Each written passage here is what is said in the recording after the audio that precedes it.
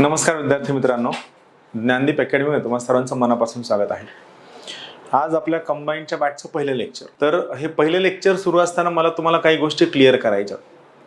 एक एक मुद्दा मी तुम्हाला सांगतो, पण माझं म्हणणं आहे की तुम्ही सगळी लोक जे कंबाईनच्या बॅचच्या प्रिपरेशनला आलेत, कंबाईनच्या तयारीला आलेत, काय असतं तुम्ही तयारीला आला की तुम्हाला सगळ्या प्रकारचे सल्ले देणारी हजारो लोक असतात.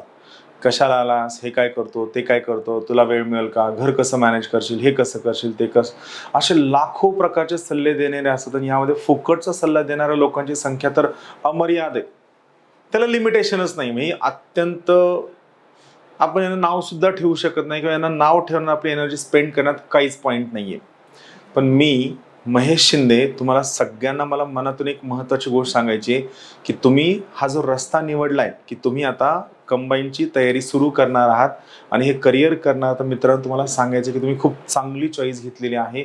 माझं प्रामाणिक मत आहे की तुम्हाला यामधनं खूप मोठं बेनिफिट मिळणार आहे. आणि हे बेनिफिट आपण कसं मिळवायचं मी तुम्हाला वन बाय वन सांगणार आहे. पहिला महत्त्वाचा मुद्दा, कंबाईन म्हणजेच ग्रुप बी आणि सी जी परीक्षा सध्या एकत्र होतीये. नॉर्मली आत्तापर्यंत असं होतं की ग्रुप बीची परीक्षा वेगळी व्हायची, ग्रुप सीची परीक्षा वेगळी व्हायची. आणि यामध्ये असं होतं की ग्रुप बीची परीक्षा MPSC घ्यायची आणि ग्रुप सीची परीक्षा डिपार्टमेंटच्या मार्फत व्हायची. पण आता असं झालं की ग्रुप बी आणि सीची परीक्षा एकत्रित झाल्यामुळे ज्या ठिकाणी दरवर्षी 1000 जागा असायच्या त्या ठिकाणी आता ऑन ॲन ॲव्हरेज दरवर्षी 5000 ते 6000 जागा येतात. या पद्धतीत जागा येत असतात. तर या पर्टिक्युलर ग्रुप बी आणि सीची जी आपली एकत्रित बॅच आहे त्या बॅचबद्दल माहिती सांगणार आहे. सगळ्यात पहिली महत्त्वाची गोष्ट, आपली ही जी ग्रुप बी आणि सीची बॅच आहे जी आपण ऑफलाईन घेत आहोत, ही बॅच 8 जुलैला सुरू होती. लक्षात घ्या, 8 जुलैला. या बॅचमध्ये आपण प्रिलिम्स, मेन्स आणि इंटरव्ह्यू ग्रुप बी आणि सीच्या सगळ्याच्या सगळ्या प्रिलिम्स, सगळ्याच्या सगळ्या मेन्स आणि इंटरव्ह्यू सगळं घेणार आहोत. महत्त्वाची गोष्ट, जे विद्यार्थी पुण्यामध्ये ऑफलाईन बॅच जॉईन करणार आहेत त्या सगळ्या विद्यार्थ्यांना ऑनलाईन रेकॉर्डेड बॅचला आमच्याकडनं फ्रीमध्ये ॲक्सेस मिळणार आहे. आणि सगळ्यात महत्त्वाचे बाब, हा ॲक्सेस जवळपास 2 वर्षांसाठी असणार आहे. हे चालू असणार आहे 1 वर्ष 2024 ते 25 आणि पुढचं आणखीन 1 वर्ष, असं आम्ही 2 वर्ष तुम्हाला या कंबाईन ग्रुप बी आणि सीच्या बॅचला ॲक्सेस देणार आहोत. ॲडव्हान्टेज, ऑफलाईनच्या विद्यार्थ्यांना 2 वर्षांसाठी ऑनलाईनच्या बॅचला जर ॲक्सेस मिळाला तर खूप मोठं ॲडव्हान्टेज मिळतं. या बॅचबद्दल काही महत्त्वाची माहिती तुम्हाला सांगायची आहे. सगळ्यात महत्त्वाची गोष्ट, आपली ही बॅच 8 जुलैला सुरू होतीये. सकाळची बॅच आहे. या बॅचचा टायमिंग सकाळी 8:30 ते 10:30 हे पहिलं लेक्चर असणार आहे. 11 ते एक दुसरं लेक्चर असणार आहे. बॅचचा एकूण कालावधी 8 महिन्यांचा असणार आहे.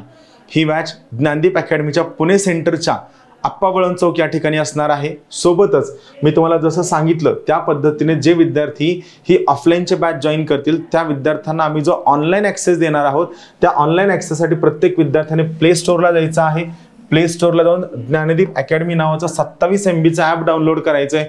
या ॲपमध्ये तुम्हाला कंबाईंड इंटिग्रेटेड बॅच 24-25 या ठिकाणी तुम्हाला ॲक्सेस मिळेल. सगळ्यात महत्त्वाचा फायदा हा आहे, एखादा लेक्चर कळलंय, नाही कळलंय, स्पीड झालीये, तुमचं लक्ष नव्हतं, कन्सेप्ट अवघड वाटतोय, या सगळ्या पद्धतीमध्ये तुम्हाला फायदा व्हावा त्या एकमेव उद्देशासाठी ऑफलाईनच्या विद्यार्थ्यांना आम्ही ही ऑनलाईन बॅच देत आहोत.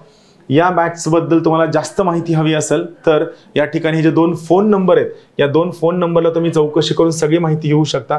परत एकदा सांगतो, या 2 फोनला कॉल करू शकता. फोन नंबर्स आहेत 95 11 28 0 465 या नंबरला कॉल करा, किंवा दुसरा नंबर आहे 88 06 277 677. या दोन्हीपैकी कोणत्याही फोन नंबरला कॉल करा. तुमचे फोन प्रत्येक वेळी उचलले जातील, पण कधी कधी कसं असतं की संध्याकाळी थोडंसं लेट झालं तरी विद्यार्थी कॉल करतात. तर त्यामुळे या 2 नंबरला कॉल करताना शक्यतोवर सकाळी 10:30 वाजल्यापासून संध्याकाळी 5:30 वाजेपर्यंत या वेळेत कॉल केला तर तुमचे प्रश्न जास्त चांगल्या पद्धतीने ॲड्रेस होतील. परत नंबर सांगतो, 95 11 28 0 465. दुसरा नंबर आहे 88 06 277 आणि 677. तुम्ही ज्याची तयारी करण्यासाठी आलाय, या तयारी करण्याच्या गोष्टीवर तुम्हाला स्वतःला विश्वास ठेवायचा आहे. जर तुम्ही विश्वास ठेवला तर तुम्हाला फायदा मिळेल, जर तुम्ही विश्वास नाही ठेवला नुकसान असेल. सगळ्यात पहिलं बेनिफिट काय, तर लक्षात घ्या, आत्तापर्यंत काय व्हायचं, जी कंबाईनची परीक्षा आहे ही कंबाईनची परीक्षा आत्तापर्यंत फक्त ग्रुप बी साठी घेतली जायची. कोणासाठी? ग्रुप बी साठी. बरोबर. ग्रुप बी मध्ये काय होतं, ग्रुप बी मध्ये असायचं PSI, त्यानंतर STI, त्यानंतर ASO. ASO म्हणजे काय, असिस्टंट सेक्शन ऑफिसर. एवढ्यासाठी जागा असायच्या. आता रिसेंटली काय झालंय, MPSC म्हणजे आपला जो राज्य लोकसेवा आयोग आहे, या राज्य लोकसेवा आयोगानं हे ठरवलेलं आहे की आम्ही इथून पुढे फक्त ग्रुप बी नव्हे तर ग्रुप सी याची सुद्धा परीक्षा आम्ही घेणार आहोत. आणि यासाठी एकच परीक्षा असणार आहे, ग्रुप सी. म्हणजे गंमत काय बघा, आतापर्यंत जेव्हा तुम्ही ग्रुप बी ची परीक्षा द्यायचा त्यावेळी या ठिकाणी जागा निघायच्या 600 ते 700 जागा दरवर्षी निघायच्या, 600 ते 700. पण आता ॲडव्हान्टेज काय मिळालाय, जेव्हा ग्रुप सी या परीक्षेमध्ये ऍड झाले, ग्रुप सी मध्ये काय, सगळ्या प्रकारच्या क्लरिकलच्या परीक्षा, कर निर्धारण असेल, कर नगर परिषदेचं असेल, सगळ्या ग्रुप सीच्या परीक्षा जे पर्टिक्युलर डिपार्टमेंट घ्यायचं ते डिपार्टमेंटची परीक्षा सुद्धा आता आपण MPSC घेणार आहे. आणि यामुळे इथं ज्या जवळपास 5000च्या आसपास जागा निघायच्या त्या सगळ्या जागा तुम्हाला सिंगल परीक्षेमधनं क्रॅक करता येणार आहे. म्हणून माझं जे म्हणणं आहे की तुम्ही इकडून तुमचा निर्णय बरोबर का ठरलाय, त्यामागचं माझं सगळ्यात मेन म्हणणं असं आहे की आता इथून पुढं तुम्ही ज्या बॅचची तयारी करताय या बॅचमध्ये किती जागा असणार आहेत, तर दरवर्षी जवळपास 5000 ते 6000 सरकारी नोकऱ्यांसाठी तुम्ही तयारी करणार आहात. कशासाठी? सरकारी नोकरी, जे आपलं ड्रीम पोस्ट असते. तर या सगळ्यांसाठी तुम्ही तयारी करा. यामध्ये काय आहे, प्रिलिम्सचा पेपर जवळपास सेम असणार आहे, मेन्सचे काही प्रश्न वेगळे असू शकतात, काही पेपर वेगळे असू शकतात, पण त्यामध्ये जो अभ्यास तुम्ही करणार आहात हा सगळ्याच्या सगळा अभ्यास या 5000 ते 6000 जागांसाठी कॉमन असणार आहे. म्हणजे तुम्ही एकच अभ्यास करायचा आहे आणि यावर तुम्हाला बेनिफिट मिळणार आहे. पुढचं महत्त्वाचं काय आहे, आता तुम्ही ज्ञानदीप जॉईन केल्याचा काय फायदा, पहिलं तुम्हाला कळलं की तुम्ही कंबाईनच्या परीक्षेची तयारी करताय.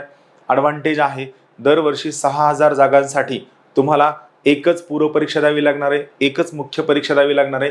आणि या एकच पूर्व आणि मुख्य परीक्षेमधनं तुम्ही या 6000 जागांसाठीची तयारी करणार, हा सगळ्यात मेन ॲडव्हान्टेज तुम्हाला मिळणार आहे. पण यासोबत आणखीन एक ॲडव्हान्टेज तुम्हाला काय मिळणार आहे, तर मित्रांनो, आपल्या इथलची जी कंबाईनची बॅच आहे, या कंबाईनच्या बॅचमध्ये ज्या लेवलला टीचिंग केलं जातं, ज्या इंटेन्सिटीने टीचिंग केलं जातं किंवा जे डिफिकल्टी लेवलला टीच केलं जातं, त्याचा ॲडव्हान्टेज हा आहे की तुम्ही ही पर्टिक्युलर बॅच केल्यानंतर जे सगळ्यात महत्त्वाची भारतात परीक्षा घेतली जाते, जिचं नाव आहे SSCची परीक्षा, स्टाफ सिलेक्शन कमिशनची परीक्षा, तुम्ही याच अभ्यासावरती स्टाफ सिलेक्शन कमिशनची परीक्षा सुद्धा देऊ शकता.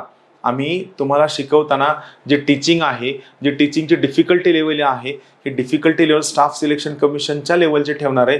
म्हणजे महाराष्ट्रामध्ये येणाऱ्या जवळपास 5 ते 6000 जागा ग्रुप बी आणि ग्रुप सीच्या आणि स्टाफ सिलेक्शन कमिशनच्या मार्फत भरल्या जाणाऱ्या दरवर्षी जवळपास 60,000च्या आसपास असणाऱ्या जागा, या सगळ्याच्या सगळ्या जागांसाठी तुम्ही तयारी करू शकता आणि तुम्हाला काही ना काहीतरी परीक्षा नक्की मिळेल. एक छोटीशी गंमत तुम्हाला सांगतो जी मे बी तुमच्या लक्षात नसेल. पहा, UPSC मध्ये एक पोस्ट असते, ज्या पोस्टचं नाव आहे IRS IT. UPSC मध्ये IRS इन्कम टॅक्स किंवा IRS कस्टम्स अँड एक्साइज, बरोबर. ही सुपर क्लास 1ची पोस्ट आहे, इंडियन रेव्हेन्यू सर्व्हिस. ही परीक्षा पास होण्यासाठी तुम्हाला काय UPSC द्यावी लागते. आणि तुम्हाला माहिती आहे UPSC युनियन पब्लिक सर्व्हिस कमिशनची जी सिव्हिल सर्व्हिसेस एक्झामिनेशन आहे, it is one of the toughest examination in the world. जगातील एका अत्यंत टफेस्ट एक्झामिनेशन पैकी पर्टिक्युलर परीक्षा आहे, त्याशिवाय तुम्ही इथं जात नाही. पण जर समजा स्टाफ सिलेक्शन कमिशनमध्ये तुम्ही 2 गोष्टींवर फोकस केलं, पहिलं तुम्ही फोकस केलं अंकगणित आणि बुद्धिमत्तेवरती आणि दुसरं तुम्ही फोकस केलं इंग्रजीवरती, तर तुम्ही या ठिकाणी एक एक्झाम मिळू शकता ज्याचं नाव आहे एक्साइज इन्स्पेक्टर. काय आहे? Excise inspector. आणि मित्रांनो लक्षात घ्या, जर तुम्ही एक्साइज इन्स्पेक्टर झालात तर पुढच्या 14 ते 15 वर्षात तुम्ही काय होऊ शकता? IRS कस्टम्स अँड एक्साइज होऊ शकता. म्हणजे जी परीक्षा तुम्हाला लिखाण करायचं नाहीये, ज्या ठिकाणी तुम्हाला लिखाण डिफिकल्ट जातं, तुमची रायटिंग प्रॅक्टिस चांगली नाहीये किंवा रायटिंगमध्ये तुम्हाला कल नाही किंवा रायटिंगमध्ये तुम्हाला तो ॲडव्हान्टेज नाहीये, ती पर्टिक्युलर परीक्षा तुम्ही 100% कशी क्रॅक करू शकता? तुम्ही या स्टाफ सिलेक्शन कमिशनच्या माध्यमातून क्रॅक करू शकता. म्हणून माझं म्हणणं आहे की तुम्ही सगळी लोक जे कंबाईनच्या ग्रुप बी आणि सीच्या तयारीसाठी आलेले आहात, तुम्ही सगळ्यांनी ज्ञानदीपच्या टीचिंगवरती, कंटेंटवरती 100% विश्वास ठेवा. तुम्हाला याचा खूप मोठा ॲडव्हान्टेज मिळणार आहे, तुम्हाला खूप मोठा बेनिफिट या ठिकाणी मिळणार आहे, खूप मोठा बेनिफिट. सगळ्यात महत्त्वाची गोष्ट असं आहे की तुम्हाला ग्रुप बी आणि सीची तयारी करायची, खास करून महिलांना घर सांभाळत सांभाळत, नोकरी सांभाळत सांभाळत सगळं करायचं आहे. किंवा खूप सगळे विद्यार्थी असे आहेत की आर्थिक परिस्थितीमुळे पुण्यात येऊ शकत नाहीत. पुणे महागडं शहर झाले आणि ग्रुप बी आणि सी ची तयारी करायची स्वप्न तर आहे. कोणाचं PSI व्हायचं आहे, कोणाचं STI व्हायचं आहे, किंवा ग्रुप सी मध्ये असणाऱ्या सगळ्या परीक्षा आहेत. या सगळ्या परीक्षांची तयारी करायची पण सर गोष्टी खर्चिक आहेत, गोष्टी परवडणाऱ्या नाही आहेत, आम्ही काय करावं, आम्ही या ठिकाणी वर्कआउट काय करावं. तर विद्यार्थ्यांनो, हे सगळ्या विद्यार्थी ज्यांना ग्रुप बी आणि सी ची तयारी करायची आहे, ज्यामध्ये दरवर्षी आता जवळपास 4000 ते 5000 जागा निघणार आहेत. का जागा निघणार एवढ्या जास्त? आत्तापर्यंत ग्रुप बी ची परीक्षा राज्यसेवा घ्यायचं, ग्रुप सी ची परीक्षा त्या डिपार्टमेंटच्या मार्फत व्हायची. पण आता असं झालं की ग्रुप बी आणि सी एकत्रित झाल्यामुळे नंबर ऑफ जागांची संख्या खूप जास्त असणार आहे. मग ही सुवर्ण संधी आपल्याकडनं जाता कामा नये. पण पुण्यात जाणं शक्य नाहीये, एवढ्या महागड्या फीस परवडणं शक्य नाहीये. अशा वेळेस तयारी कुठनं करायची? घरी बसून अभ्यास करायचा आहे. ॲप सोपं असायला हवं, नंबर ऑफ व्ह्यूजचं रेस्ट्रिक्शन कमी असायला हवं. कधी लाईट गेलेली असते, कधी नेट गेलेलं असतं, कधी कुणीतरी बोललेलं असतं, कधी कुणीतरी फोन केलेला असतो. मग अशा वेळेस क्लासेसची ती कटकट नको. 3च व्ह्यूज असतील, 2च व्ह्यूज असतील. तर या सगळ्या गोष्टींना उपाय म्हणून ज्ञानदीप अकॅडमी सगळ्या विद्यार्थ्यांसाठी, खास करून ग्रुप बी आणि सी च्या विद्यार्थ्यांसाठी 8 जुलैपासून कंबाईन ग्रुप बी आणि सी ची नवीन लाईव्ह बॅच घेऊन येते. पहिली महत्त्वाची गोष्ट लक्षात घ्या, ही बॅच आपली ऑनलाईन आहे. ही बॅच लाईव्ह कम ऑनलाईन आहे. ही बॅच लाईव्ह असणार आहे आणि लाईव्ह जे लेक्चर होईल, हे लेक्चर लगेचच्या लगेच तुम्हाला त्या ठिकाणी रेकॉर्डेड स्वरूपात पाहता येईल. यासाठी हा जो QR कोड दिलेला आहे, या QR कोडला जर तुम्ही स्कॅन केलं तर तुम्ही त्या बॅच पर्यंत पोहोचाल. आता एक महत्त्वाची गोष्ट काय होतं, बॅच 8 जुलैला सुरू होती आणि कधी कधी असं होतं की सर 10 जुलै झालंय, सर महिना झाला, आम्ही बॅच जॉईन करू का? तर सगळ्या मित्रांना माझं सांगणं आहे, मित्रांनो, ही जी 8 जुलैला लाईव्ह ऑनलाईन होणारी जी बॅच आहे, ही बॅच तुम्ही वर्षभरात कधीही जॉईन करू शकता. ही बॅच जॉईन करण्यावरती कोणत्याही प्रकारचं रेस्ट्रिक्शन नाहीये, कोणत्याही प्रकारचं कोणतंही बंधन नाहीये. परत एकदा सांगतो, ही जी आपली ऑनलाईनची बॅच आहे, ही बॅच वर्षभरात तुम्ही कधीही जॉईन करू शकता. यावर कोणतंही बंधन नाहीये, कारण या बॅचला सुरू झालेले सगळेच्या सगळे लेक्चर्स त्या बॅचमध्ये तुम्हाला रेकॉर्डेड स्वरूपात उपलब्ध होतील. समजा असं झालंय की तुमच्याकडनं एखादं लाईव्हचं लेक्चर मिस झालंय, स्किप झालंय आणि तुम्हाला ते अटेंड करायचं, मग कसं करता येईल? तर यासाठी तुम्ही बॅच जॉईन करू शकता आणि सगळ्या विद्यार्थ्यांना परवडावं, सगळ्या विद्यार्थ्यांच्या खिशाला परवडावं, या एका गोष्टीसाठी ही जी बॅच आहे, याची फीस आपण अत्यंत कमी ठेवतोय. या बॅचची फीस असणार आहे फक्त 10,000 रुपये आणि ही बॅच तुम्ही 2,000 रुपये प्रति महिना असं 5 महिने पे करू शकता. लक्षात घ्या, 2,000 रुपये प्रति महिना असं 5 महिने पे करू शकता. 5 महिन्यांचा टप्पा आहे. सगळ्यात महत्त्वाची गोष्ट, या बॅचला तुम्ही ॲडमिशन घेतल्यानंतर तुम्हाला या बॅचला जवळपास 2 वर्ष ॲक्सेस असणार आहे. किती वर्ष? 2 वर्ष. ही बॅच तुम्ही 2 वर्ष जॉईन करू शकता. परत एकदा सांगतो, अत्यंत माफक फीस 10,000, प्रत्येक महिना 2,000 ॲपवरच पे करायचं आहे आणि ॲडमिशन घेतल्यानंतर हे वर्ष आणि परत आणखीन 1 वर्ष असा ॲक्सेस तुम्हाला या ठिकाणी मिळणार आहे. बॅच 8 जुलैला सुरू होतीये, मात्र ही बॅच तुम्ही कधीही जॉईन करू शकता. सगळेच्या सगळे लेक्चर तुम्हाला त्या ठिकाणी मिळतील. महत्त्वाची गोष्ट, रोज 2 ते 3 लेक्चर्स असतील. तुम्हाला सगळ्या फॅकल्टीजचे फोन नंबर शेअर केले जातील. सगळ्याच्या सगळ्या फॅकल्टीचे फोन नंबर दिले जातील. सोबत लेक्चरच्या शेवटी रोज डाऊट क्लिअरिंग सेशन असेल. प्रश्न तुम्हाला विचारले जातील. 8 महिन्यांची बॅच आहे. या बॅच बद्दल जर तुम्हाला आणखीन जास्त जाणून घ्यायचं असेल तर मी तुम्हाला काही फोन नंबर्स देतो. त्याच्या अगोदर ही बॅच तुम्ही कुठे जॉईन करू शकता, यासाठी तुम्हाला ज्ञानदीप अकॅडमीचं ॲप डाउनलोड करावं लागणार आहे. ॲप प्ले स्टोअरला अवेलेबल आहे. या ठिकाणी गेल्यानंतर ज्ञानदीप अकॅडमी पुणे टाका, तुम्हाला हे ॲप येईल. याची साईज 27 MB आहे. आता माइट बी थोडीफार वाढली असेल. आणि कंबाईन इंटिग्रेटेड बॅचला क्लिक करा, लाईव्ह ऑनलाईन लाईव्ह बॅचला क्लिक करा. ही बॅच तुम्हाला मिळेल. याबाबत जर तुम्हाला काही प्रश्न असतील, काही डाऊट असतील तर एक फोन नंबर सांगतो, ज्या नंबरला तुम्ही कॉल करा, तुम्हाला ते सगळे डाऊट क्लिअर होतील. फोन नंबर आहे 90 11 66 10 20. या फोन नंबरला कॉल करा. तुमच्या सगळेच्या सगळे ऑनलाईन बॅचेसचे डाऊट या ठिकाणी क्लिअर केले जातील.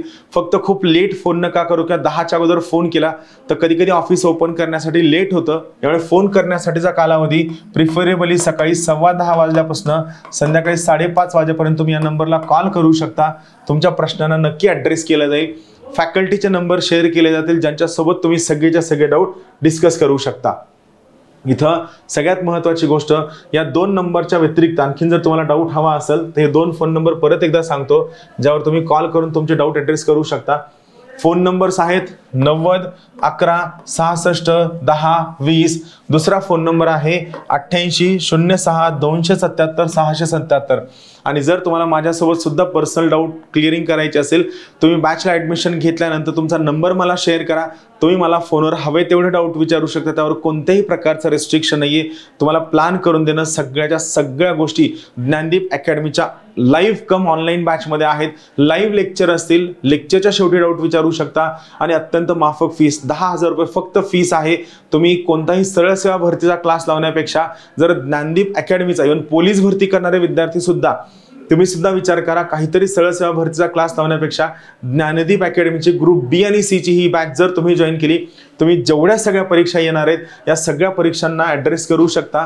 हे 2 फोन नंबर नक्की गो थ्रू करा, ज्यावर तुमचे डाऊट ॲड्रेस होतील. राहील लक्षात.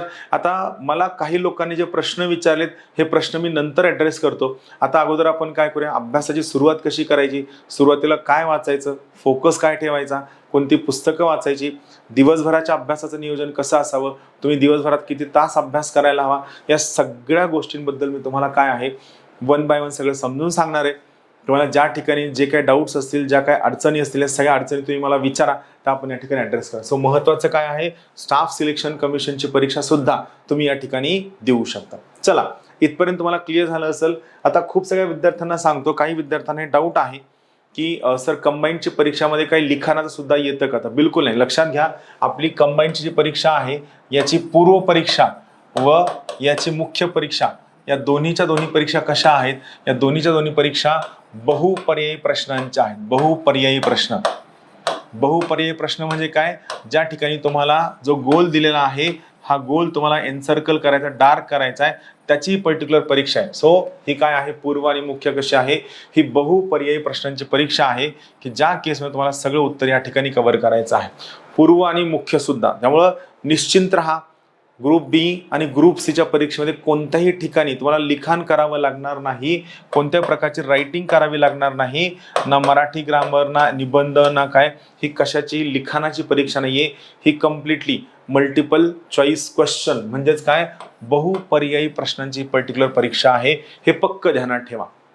राहील लक्षात. आता मग महत्त्वाचा प्रश्न आहे की तुम्ही अभ्यासाची सुरुवात कुठून करावी.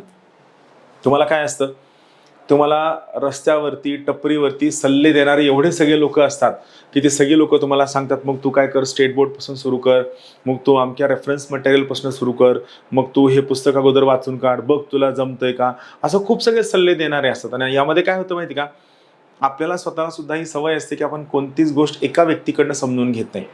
आपण काय करतो, कंटिन्यू एका व्यक्तीला न विचारता 10-15 लोकांना कंटिन्यू गायडन्स घ्यायला जातो.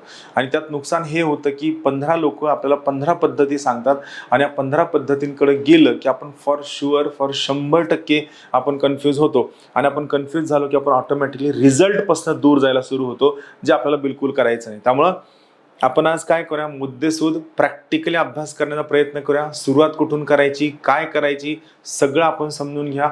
आणि त्याच्यानंतर मग काय करायचंय, आम्ही कसं शिकवणार आहोत, हे सगळं मी तुम्हाला सांगणार आहे. चला, सगळ्यात पहिला पॉईंट काय आहे जो तुम्हाला लक्षात घ्यायचा आहे. पहिला पॉईंट लक्षात घ्या, तुम्हाला पुस्तक वाचायचं आहे का. तर माझं म्हणणं आहे, तुम्हाला कुणालाही पुस्तक बिलकुल वाचायचं नाही. पुस्तक वाचण्याच्या भानगडीत बिलकुल पडायचं नाही पडायचं. का नाही पडायचं, फॉर एक्झाम्पल तुम्ही पॉलिटीचं लक्ष्मीकांतचं पुस्तक घ्या. त्या ठिकाणी तुम्ही ऑब्झर्व करा की तुम्ही काय करता, पहिल्या पानापासून वाचायला सुरू करता. मग पहिल्या पानापासून वाचायला सुरू केलं की तिथे एक नागरिकत्व नावाचा एक चॅप्टर येतो बघा. नागरिकत्व म्हणजे काय, सिटिझनशिप. आता नागरिकत्व हा अत्यंत किचकट टॉपिक आहे, खूप जास्त किचकट टॉपिक आहे. एवढ्या सगळ्या तारखा आहेत, एवढ्या सगळ्या डेट्स आहेत, एवढ्या सगळ्या गोष्टी की त्या ठिकाणी काय होतं, आपल्याला ते नागरिकत्व अंडरस्टँड करताना खूप जास्त डिफिकल्ट जातं, खूप जास्त वेळ आपला त्यात जातो. आपण जर मागील प्रश्नपत्रिका बघितल्या, ज्याला आपण काय नाव देऊया, इथून पुढे आपण त्याला नाव देऊया PYQ म्हणजे काय, प्रिव्हियस इयर्स क्वेश्चन्स. तर तुमच्या हे लक्षात येईल की जेव्हा तुम्ही PYQ गो थ्रू करता, तर PYQ गो थ्रू केल्यानंतर तुमच्या हे लक्षात येते की नागरिकत्व या चॅप्टरमध्ये जेवढं डिटेलिंग दिलंय, जेवढं फॅक्च्युअल दिलं, जेवढा डेटाचा भडीमार केलाय, त्या डेटावरती खरं तर कधीतरी प्रश्न असतो, रेग्युलर प्रश्न नसतो. याऐवजी नागरिकत्व टॉपिकवर काय प्रश्न असतो, तुम्ही कोणकोणत्या पद्धतीने नागरिकत्व घेऊ शकता, तुम्ही कोणकोणत्या पद्धतीने नागरिकत्व सोडू शकता. हा सगळ्यात साधा सिंपल प्रश्न आहे. प्रश्न काय विचारलाय, कोणत्या पद्धतीने नागरिकत्व घेऊ शकता आणि कोणत्या पद्धतीने तुम्ही नागरिकत्व सोडवू शकता. एवढा साधा सिंपल प्रश्न विचारला जातो आणि आपण खूप फॅक्च्युअल गोष्टी करत बसतो. म्हणून लक्षात घ्या, कोणतंही पुस्तक जे आहे हे पहिल्या पानापासून ते शेवटच्या पानापर्यंत बिलकुल वाचायचं नाही. ही पद्धतच चुकीची आहे. का चुकीची आहे? ज्या व्यक्तीला खूप जास्त दिवस अभ्यास करायचा, ज्या व्यक्तीला PhD करायचे, ज्या व्यक्तीला इथून संघर्ष करायचा आहे, कष्ट करायचे, जबरदस्तीचा आव आणायचा आहे, त्या लोकांनी पहिल्या पानापासून वाचा. ज्या विद्यार्थ्याला येणाऱ्या पुढच्या 1.5 वर्षामध्ये येणारी प्रत्येक परीक्षा क्रॅक करून 1.5 वर्षात पास होऊन स्पर्धा परीक्षेचा अभ्यास थांबवायचा आहे, त्या प्रत्येकाने काय करायचं, इथं क्लासमध्ये जो बारीकात बारीक मुद्दा सांगितला जातो, तुमच्याकडनं जो अभ्यास करवून घेतला जातो, तो अभ्यास तुम्ही फॉलो करायचा. मी तुम्हाला सांगतो, पुढच्या 1.5 वर्षात तुम्ही 100% पोस्ट घेऊन बाहेर पडाल. पण जर तुम्ही इमोशनली अभ्यास करत बसलात तर मात्र पुढचे 3-4 वर्ष जरी लागले तरी तुमचा रिझल्ट येणार नाही. म्हणून पक्क ध्यानात ठेवा, तुम्हाला या ठिकाणी कोणत्याही कंडिशनमध्ये हे लक्षात ठेवायचं की आपल्याला इन एनी केस पटकन पास व्हायचं आहे, हे तुमचं टार्गेट असायला हवं. पुस्तक वाचायचं नाही. मग तुमचा पुढचा प्रश्न असेल तर ठीक आहे, मान्य आहे, पुस्तक नाही वाचायचं, मग अभ्यासाची सुरुवात करायची कशी, अभ्यासाची सुरुवात करायची कुठनं किंवा नेमकं वाचायचं काय. तर पहा, इथे एक महत्त्वाची गंमत तुम्हाला सांगायची आहे मला. या ठिकाणी लक्षात घ्या, या ठिकाणी मी एक गोष्ट बनवून दिलेली आहे जी तुम्हाला मला सांगायची आहे. हां, इथं लक्षात घ्या. आता या ठिकाणी काय आहे, या ठिकाणी तुम्हाला तुम्ही ज्यावेळेस ज्ञानदीप अकॅडमीच्या ज्ञानदीप ऑल इन वन ॲपवरती जाल, त्या ॲपवरती गेल्यानंतर तुम्ही पुस्तकं ऑनलाईन डिमांड करू शकता. त्यामध्ये मी तुम्हाला सुचवेल की तुम्ही ज्ञानदीपचं प्रिलिम्स ॲनालिसिसचं आणि मुख्य ॲनालिसिसचं पुस्तक जर मागवलं तर ते तुम्हाला 50% डिस्काउंटनं तुमच्या घरापर्यंत मिळेल. मग त्या पुस्तकात काय दिले पहा. आता पहा, आपण काय करतो, आपण पहिल्या दिवसापासून रिडिंगला घेतो, करेक्ट आहे, सगळं वाचायचं, पहिल्या पेजपासून वाचतो, पण तसं नाही वाचायचं. आता फॉर एक्झाम्पल काय, हे काय राज्यघटना या टॉपिकवरती कंबाईनच्या पूर्व परीक्षेत विचारले गेलेले प्रश्न आहेत. तुम्हाला दिसत नसेल तर फक्त झूम करून बघा, मी तुम्हाला इथे दाखवतो. या ठिकाणी काय आहे, या ठिकाणी प्रश्नांचं जे ॲनालिसिस आहे ते ॲनालिसिस करून दिले पहा.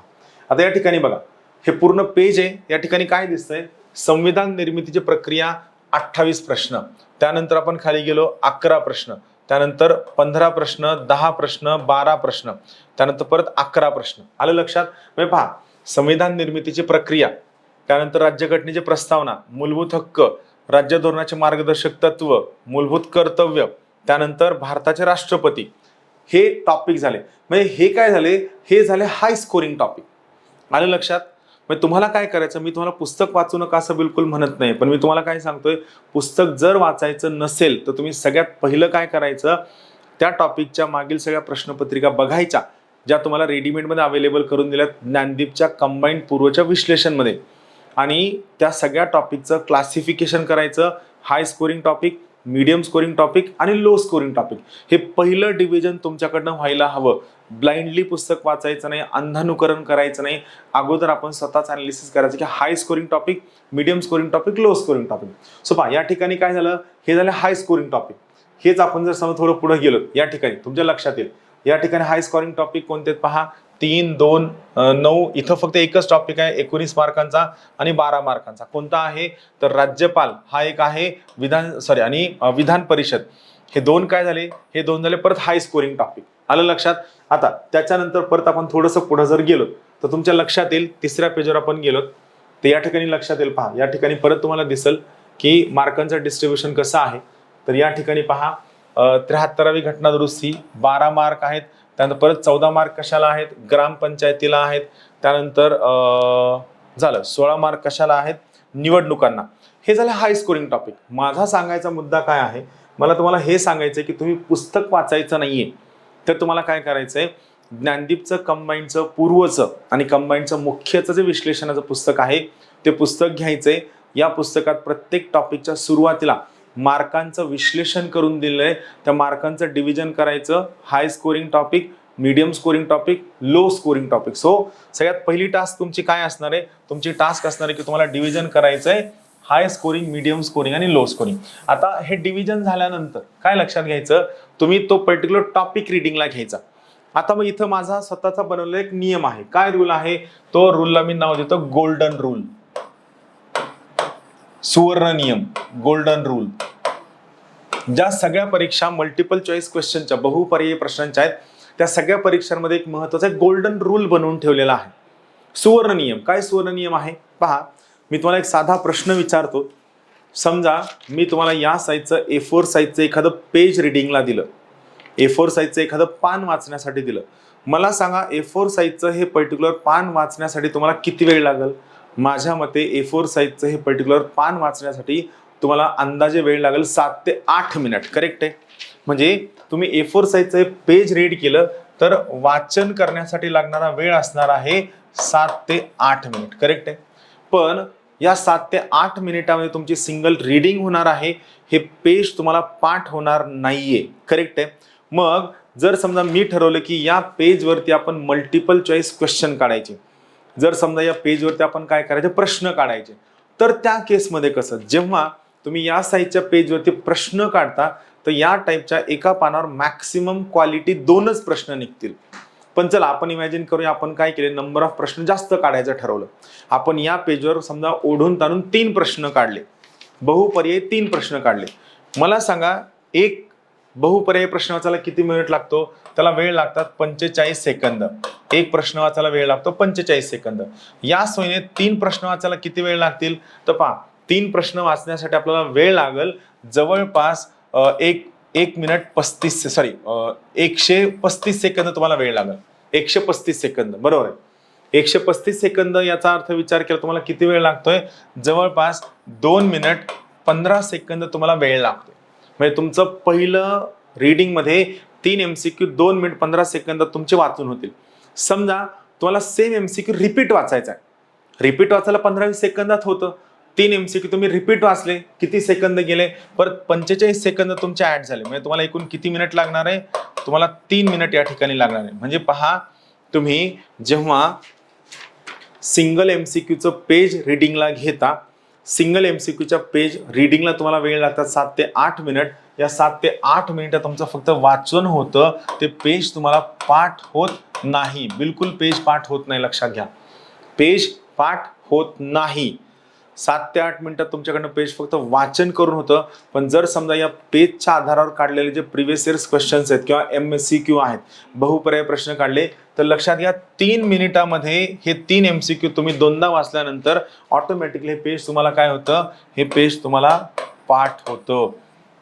यामुळे कंबाईंड सारख्या परीक्षांचं जर तुम्हाला रिझल्ट लवकर हवा असेल, जर तुम्हाला प्रॅक्टिकली अभ्यास करायचा असेल, लवकर समजून घ्यायचं असेल, तर सगळ्यात महत्त्वाची गंमत ही आहे की तुम्हाला कोणत्याही केसमध्ये मॅक्सिमम फोकस कशावर करावा लागणार आहे? मॅक्सिमम फोकस तुम्हाला करावा लागणार आहे MCQ सोडविण्यावरती, बहुपर्यायी प्रश्न सोडविण्यावर तुमचा मॅक्सिमम फोकस असणं गरजेचं आहे. हे तुम्हाला बेनिफिट मिळून देणार आहे. पहिली महत्त्वाची गोष्ट म्हणजे यासाठी एक महत्त्वाचा गोल्डन रूल मी काढलाय. मग तो गोल्डन रूल काय आहे? तर गोल्डन रूल आहे तुम्ही दिवसभराच्या अभ्यासाचं मॅनेजमेंट कसं करावं, तुम्ही काय करावं. तर माझं एक साधं म्हणणं आहे, जेव्हा समजा इमॅजिन करा तुम्ही दिवसभरात किती का अभ्यास करणार. समजा तुम्ही दिवसभरात 10 तास अभ्यास केला, 10 तास, त्या 10 तासापैकी 80% वेळ तुम्ही कशाला द्यावा? वाचन करण्यासाठी द्यावा. 80% वेळ पुस्तकाचं वाचन करण्यासाठी द्यावा. आणि बाकीचा जो 20% वेळ आहे, हा 20% वेळ तुम्ही कशाला द्यावा? तर जे प्रश्न आहेत, या प्रश्नाच्या प्रॅक्टिससाठी तुम्ही वेळ देणं गरजेचं आहे. लक्षात घ्या, तुम्ही जर प्रॅक्टिस केली तर फायदा होईल, अदरवाईज तुम्हाला फायदा होणार नाही. सो पहिली महत्त्वाची गोष्ट, दिवसात 10 तास अभ्यास केला, 10 तासापैकी 80% वेळ वाचनाला द्यायचा आणि 20% वेळ तुम्ही प्रॅक्टिसला देणं सगळ्यात जास्त गरजेचं आहे. हा गोल्डन रूल लक्षात ठेवायचा. मग मला हे माहीत आहे की तुमच्या सगळ्यांचं एक म्हणणं असतं की सर, जर समजा आमचा अभ्यासच झालेला नाही, आम्ही सगळी लोक नवीन आहोत, आम्हाला काहीच माहीत नाहीये, तर मग त्या पर्टिक्युलर केसमध्ये आम्ही MCQ सोडवायचे कसे? लक्षात घ्या, मी तुम्हाला काय सांगतोय, या ठिकाणी तुम्हाला MCQ सोडवायचे नाहीयेत.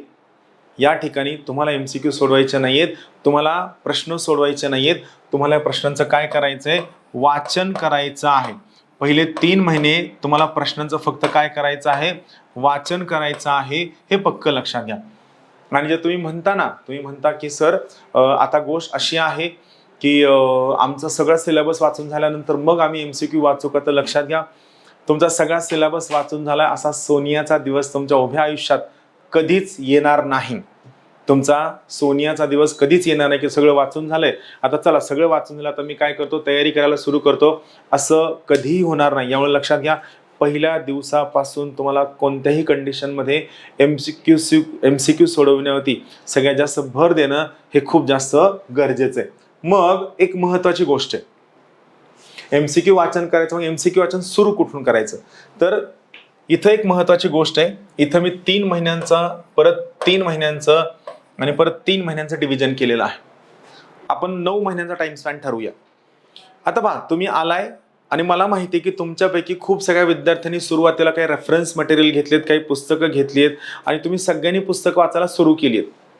आणि तुम्ही पुस्तक वाचायला सुरू केली की तुमची अडचण काय होतीये, त्यातले कन्सेप्ट नवीन आहेत, कळत नाहीयेत. दुसरी गोष्ट, अभ्यासाची सवय नाहीये, त्यामुळे खूप जास्त बसणं होत नाही. तिसरी महत्वाची गोष्ट, अभ्यासाला बसताय पण बसलं तरी काही कळत नाहीये, कॉन्सन्ट्रेशन होत नाहीये, व्हॉट्सअप बघणं सुटत नाहीये, घरच्या अडचणी आहेत, फॅमिली मॅनेज करायची, नोकरी मॅनेज करायची, हजारो प्रश्न तुमच्या समोर आहेत. आणि हजारो प्रश्न समोर असताना तुम्ही या ठिकाणी काय करताय, ही परीक्षा देण्यासाठी आला. तुमचं म्हणणं काय की सर, हे हजारो प्रश्न सोडवत असताना सुद्धा आम्हाला काय करा, तुम्ही आम्हाला लगेचच्या लगे अभ्यास कसा येईल यासाठी आम्हाला सांगा. बिलकुल असं घाई करू नका, बिलकुल या प्रकारची कोणतीही घाई या ठिकाणी करू नका. जेवढी जास्त घाई कराल तेवढं तुम्ही नुकसानीमध्ये जाल. मग इथं काय करायचं पहा, सगळ्यात पहिली महत्वाची गोष्ट, पहिले 3 महिने तुम्ही द्यायचे देवाला. पहिले 3 महिने देवाला, याचा अर्थ काय, पहिले 3 महिने तुम्ही स्वतःकडनं कोणत्याही प्रकारची अपेक्षा ठेवायची नाही. पहिले 3 महिने तुम्ही अभ्यास सुरू केल्यानंतर स्वतःला सेटल करण्यासाठी द्यायचं. पहिले 3 महिने कोणत्याही प्रकारचं टार्गेट ठेवायचं नाही. कोणत्याही प्रकारचा टार्गेट ठेवून अभ्यास करायचा नाही. मी टार्गेट ठेवून अभ्यास करण्याच्या कम्प्लिटली अगेन्स्ट आहे. माझं म्हणणं आहे, फिजिकल लोकांना दाखविण्यासाठीचं कोणतंही चुकीचं टार्गेट ठेवण्यापेक्षा जर तुम्ही सिन्सिअरली आणि जर तुम्ही प्रामाणिकपणे अभ्यास केला तर तुम्हाला कोणत्याही प्रकारचं टार्गेट ठेवण्याची गरज नाही. टार्गेट न ठेवता तुम्ही काय करा, सिन्सिअरिटी मेंटेन करा. टार्गेट का नाही ठेवायचं, मी खूपदा युट्यूबच्या व्हिडिओमध्ये सुद्धा कंटिन्यू सांगत असो की टार्गेट ठेवून काय फायदा होणार नाही. का टार्गेट ठेवायचं नाही त्यामागचं कारण तुम्हाला सांगतो. तुम्ही अभ्यास करायला सुरू करता, अभ्यास करायला सुरू केल्यानंतर तुम्ही काय करता, त्या ठिकाणी पर्टिक्युलर टार्गेट ठेवता आणि टार्गेट कव्हर करायला जाताना तुमच्या लक्षात येतं की जेवढा वेळ तुम्ही त्या टार्गेटला अलॉट केलाय तेवढ्या वेळ तुमचं टार्गेट पूर्ण होत नाहीये. आणि मग हे टार्गेट पूर्ण न होताना दिसलं किंवा तुम्ही सगळ्यात मेन गोष्ट काय करता, तुम्ही त्या ठिकाणी पानं पलटवायला, पानं पळवायला सुरू करता. जेवढं वाचून नाही झालं ते वाचून जरी नाही झालं तरी तुम्ही त्याला पळवायला सुरू करता. आणि मग एका लेवल नंतर वेळ अशी येते, नुकसान असं होतं की किंवा नशीब एवढं वाईट असतं की टार्गेट ठेवताना वेळ संपल्या म्हणून जे पेजेस, जे टॉपिक तुम्ही पळवता त्याच टॉपिकवर प्रश्न येतो आणि आपलं सगळंच्या सगळं नुकसान होतं. म्हणून माझं म्हणणं आहे, पहिले 3 महिने देवाला द्यायचे, अभ्यासिकेत बसण्याची सवय लावायची, रिडिंगची सवय लावायची, अंकगणित बुद्धिमत्ता सोडवण्याची सवय लावायची, गोष्टी समजून घेण्याची सवय लावायची.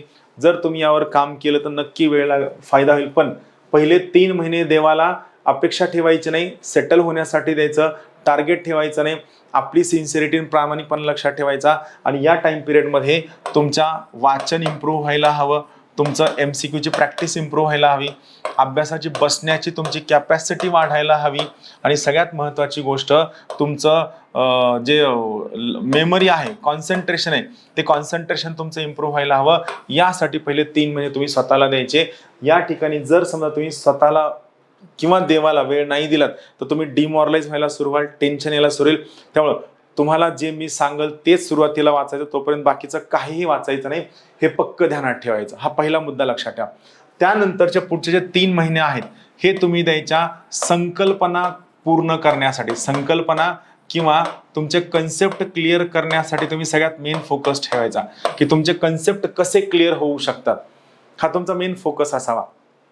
पहा, तुम्हाला खूप सगळ्या लोकांनी हे सांगितलेलं आहे की कंबाईनची परीक्षा म्हणजे पाठांतराची परीक्षा, कंबाईनची परीक्षा म्हणजे सगळ्यांचं क्लिअर करायची परीक्षा, कंबाईनची परीक्षा म्हणजे तुम्हाला आकडेवारी माहीत असायला हवी, सनावळ्या माहीत असायला हव्या, व्यक्तीची नावं पाठ असायला हवी, ठिकाणाचे नावं पाठ असायला हवे, मॅपिंग चांगलं. बिलकुल सब सब सब झूठ आहे.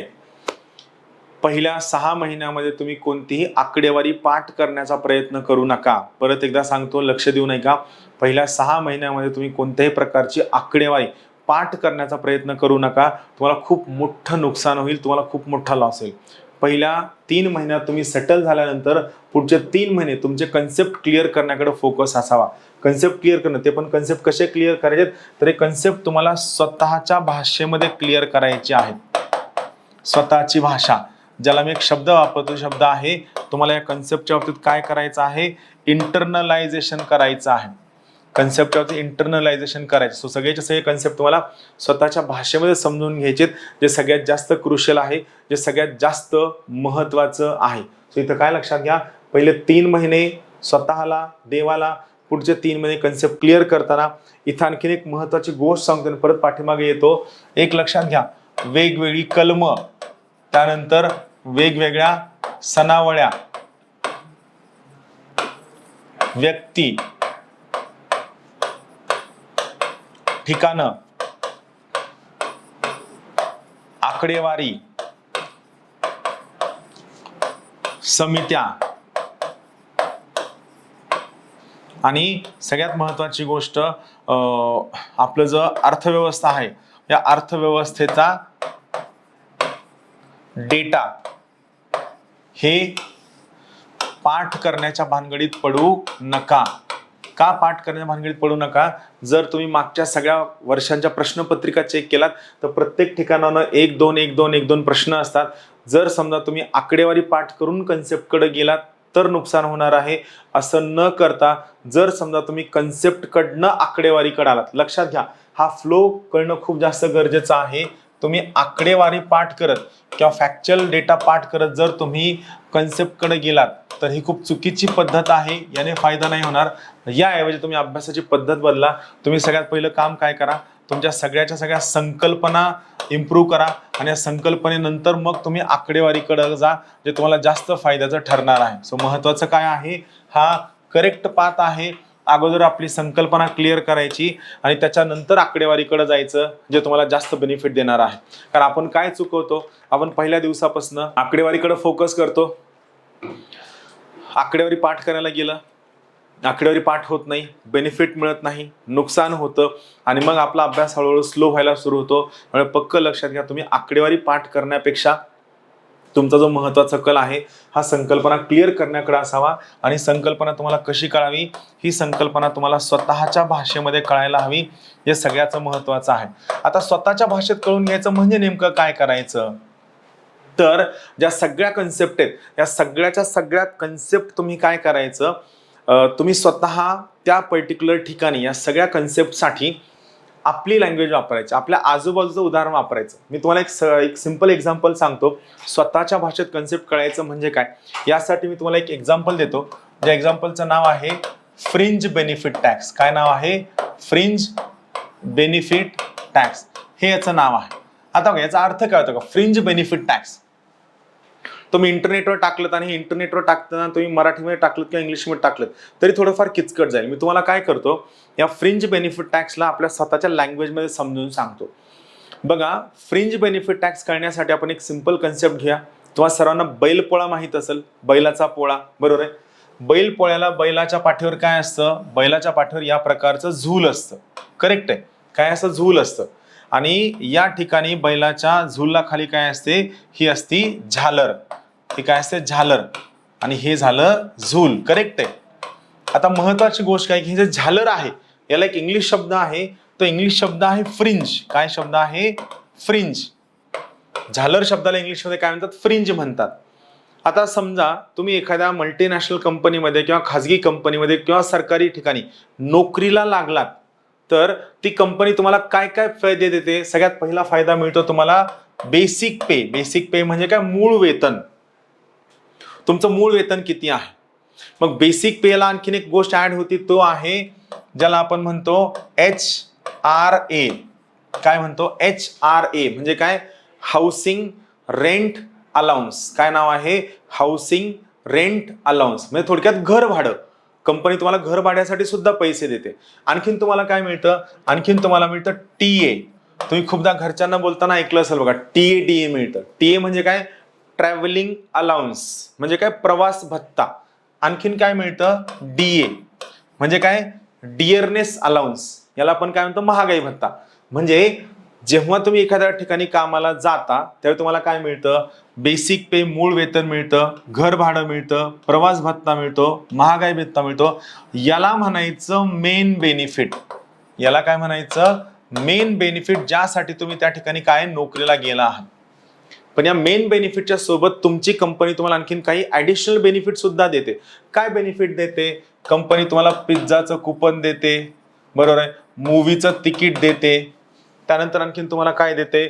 स्कॉलरशिपसाठी पैसे देते, मेडिकलसाठी बेनिफिट देते, इन्शुरन्स अवेलेबल करून देते, बरोबर आहे. आणखीन तुम्हाला लोणावळ्याला फिरायला जाण्यासाठी काहीतरी बुकिंग देते. मला सांगा, तुम्ही एखाद्या ठिकाणची नोकरी पिझ्झासाठी, पिक्चरच्या तिकिटासाठी, लोणावळा फिरण्यासाठी यासाठी जॉईन करता का नाही? याला म्हणायचं अतिरिक्त बेनिफिट. म्हणजे हे झूल झालं मेन बेनिफिट आणि ही झालर झाली अतिरिक्त बेनिफिट. ही काय? अतिरिक्त बेनिफिट. आलं लक्षात? हे झालं फ्रिंज बेनिफिट. आलं लक्षात? म्हणजे मला सांगा, तुम्ही बैलाच्या अंगावरची झूल काढली फक्त झालर ठेवली, बैल पोळ्याला मजा येईल का? नाही येणार. म्हणजे तुम्हाला हे सगळं काहीच दिलं नाही, फक्त फ्रिंज बेनिफिट दिलं. तुम्ही नोकरी कराल का? तुम्ही नोकरी नाही करणार. सो याचा अर्थ काय की तुम्हाला हे जे फ्रिंज बेनिफिट मिळतात, ऍडिशनल बेनिफिट मिळतात, यावरती सरकार जो कर लावतो त्याला म्हणायचं फ्रिंज बेनिफिट टॅक्स. एखाद्या व्यावसायिकाने, एखाद्या कंपनीने, एखाद्या कारखान्याने तिच्या एम्प्लॉईजला जे ऍडिशनल फ्रिंज बेनिफिट दिलेले असतात, त्या फ्रिंज बेनिफिटवरती सरकार जो कर लावतो त्याला म्हणायचं फ्रिंज बेनिफिट टॅक्स. आपण काय केलं? आपण सेम कन्सेप्ट आहे, फक्त आपण काय केलं? आपण या कन्सेप्टला स्वतःच्या लँग्वेजमध्ये समजून घेतलं. आपण या कन्सेप्टला आपल्या स्वतःच्या लँग्वेजमध्ये ऍड केलं आणि मग हा बेनिफिट होतो की आपल्याला त्यावरती जो टॅक्स भरावा लागेल आणि आपल्याला नाही भरायचा आहे. हा टॅक्स कोण भरणार आहे? हा टॅक्स ती पर्टिक्युलर कंपनी भरणार आहे. मग या मिळालेल्या ऍडिशनल बेनिफिटवर सरकार जो कर लावतो त्याला म्हणायचं फ्रिंज बेनिफिट टॅक्स. इथं मी फक्त काय केलं? इथं मी या पर्टिक्युलर कन्सेप्टला आपल्या स्वतःच्या लँग्वेजमध्ये सांगितलं. हे मला तुम्हाला का सांगायचंय माहितीये का? मी आजूबाजूला जेव्हा पाहतो सगळ्या विद्यार्थ्यांची रॅट रेस सुरू आहे. एक म्हणतं माझं पुस्तक 3दा वाचून झालं, दुसरं म्हणतं माझं पुस्तक 10दा वाचून झालं, तिसरं म्हणतं माझं पुस्तक खूपदा वाचून झालं, रिव्हिजन झालं. अरे तुमची पुस्तकं जर एवढ्या वेळेस वाचून झाली तर मग तुम्ही पास का होत नाहीत? कारण तुम्ही लोकांना दाखविण्यासाठी फिजिकली पुस्तक वाचता, तुम्ही पुस्तक समजून घेत नाहीत, कन्सेप्ट समजून घेत नाहीत, कन्सेप्च्युअल क्लॅरिटीकडे तुम्ही फोकस करतायत. तुमचा एक कलमी कार्यक्रम काय असतो? फक्त आणि फक्त पुस्तक वाचणं, पुस्तक वाचणं, पुस्तक वाचणं, आणि यामुळे रिझल्ट येत नाही. म्हणून मी तुम्हाला या ठिकाणी काय सांगितलेलं आहे? या ठिकाणी सांगितलंय संकल्पना अगोदर क्लिअर करायची, मग आकडेवारीकडे लक्ष द्यायचं. आणि या एका कारणामुळे मी इथं काय सांगितलंय, तुम्ही ही हे फॅक्च्युअल गोष्ट करायचं नाही. पहिले 3 महिने देवाला, पुढचे 3 महिने संकल्पनाला, आणि मग शेवटच्या 3 महिन्यात मात्र आकडेवारी असेल, सगळं असेल, सगळ्या गोष्टींवर तुम्ही 100% फोकस करायचं, जो तुम्हाला ऍडव्हान्टेज मिळेल. पक्क लक्षात घ्या, या पद्धतीने जर अभ्यास केला तर फायदा होईल. सो इथं आपण काय पाहितलं? Golden rule पाहितला. आता अभ्यास करताना कसा करायचा? मगाशी मी तुम्हाला काय सांगितलेलं आहे? तुम्हाला तयारी करताना काय करायचंय? तुम्हाला तयारी करताना कोणत्याही पद्धतीने पुस्तकाला पहिल्या पानापासून शेवटच्या पानापर्यंत बिलकुल वाचायचं नाहीये. तुम्हाला काय करायचं? या ठिकाणी पुस्तकाला न वाचता टॉपिकला रीडिंग करायचंय. म्हणजे तुम्हाला पहिलं काम काय करायचंय? तर जे टॉपिक आहेत या टॉपिकचं तुम्हाला डिव्हिजन करायचंय. हाय स्कोरिंग टॉपिक, त्यानंतर मीडियम स्कोरिंग टॉपिक, आणि तिसरं डिव्हिजन असणार आहे low scoring topic. High scoring topic, medium scoring topic आणि लो स्कोरिंग टॉपिक, हे तुमचं सगळ्यात महत्वाचं डिव्हिजन असायला हवं. आता हे डिव्हिजन केल्यानंतर एक महत्वाचा गोल्डन फ्लो आहे जो तुम्हाला लक्षात ठेवायचा आहे. काय आहे? गोल्डन फ्लो, जो खूप जास्त महत्वाचा आहे. कारण मला स्वतःला काय माहित आहे? मला हे माहिती आहे की तुम्ही किती जरी अभ्यास केला तरी तुम्ही हा फ्लो मेंटेन करणार नाही. तुम्ही पहिल्या पानापासून वाचणार, बिलकुल करायचं नाही. आता मी तुम्हाला काय करतो? हा गोल्डन फ्लो काय आहे हे मी तुम्हाला सांगतो. गोल्डन फ्लो नेमका काय आहे पहा. गोल्डन फ्लो ही अभ्यास करण्याची पद्धत आहे की ज्यामध्ये तुम्हाला एका पर्टिक्युलर पद्धतीने अभ्यास करायचा आहे. पहिला झाला गोल्डन रूल, दुसरा आला गोल्डन फ्लो. आता गोल्डन फ्लो मध्ये काय आहे? माझं म्हणणं आहे की तुम्ही कधीही पहिल्या पानापासून पुस्तक न वाचता अगोदर प्रश्न वाचायचे. मी सोडवा म्हणत नाही, लक्ष देऊ नये का? मी तुम्हाला काय म्हणतोय? तुम्ही प्रश्न सोडवायचं नाहीये, तुम्हाला काय करायचं? प्रश्न वाचायचं आहे, प्रश्नाची रीडिंग करायची आहे. मग ही रिडिंग तुम्ही कशी करणार आहात? सगळ्यात अगोदर काय करायचं, समजा इमॅजिन करा तुम्हाला व्हॉइसरॉयवर किंवा 1857च्या उठावावर प्रश्न आहे. 1857चा जो उठाव आहे यावर तुम्हाला उद्या वर्गात सर शिकवणार आहे किंवा 1857चा उठाव तुम्हाला वाचायचा आहे. मग 1857चा उठाव वाचण्याच्या अगोदर काय करा, या 1857चा उठाव जो आहे यावरती आयोगाने कोणते PYQ विचारलेले आहे, PYQ प्रिव्हियस इयर्स क्वेश्चन, हे तुम्ही अगोदर वाचन करा. या ठिकाणी तुम्हाला प्रश्न सोडवायचे नाहीत. काय करायचंय, यांचं तुम्हाला सुरुवातीला वाचन करायचं आहे. हे वाचन झाल्यानंतर तुम्ही काय करा, हा जो टॉपिक आहे हा टॉपिक त्या ठिकाणावर रीड करा.